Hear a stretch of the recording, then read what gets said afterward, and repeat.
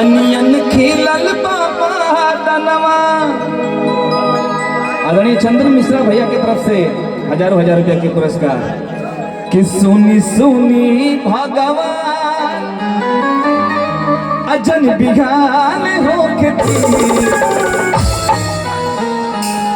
सुनी सुनी भगवान जन बिहान होके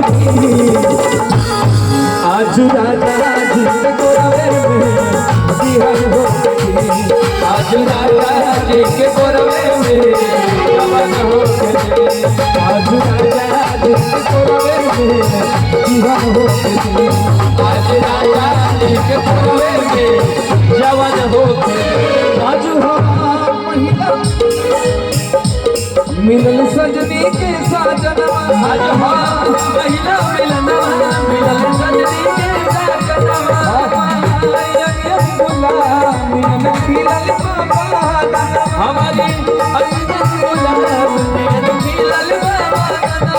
सुनी सुनी भगवान जन बिहान होके सुनी सुनी भगवान जन बिहान होके आज राजा जी के गोरवे में जवान होके आज राजा जी के गोरवे में जवान होके आज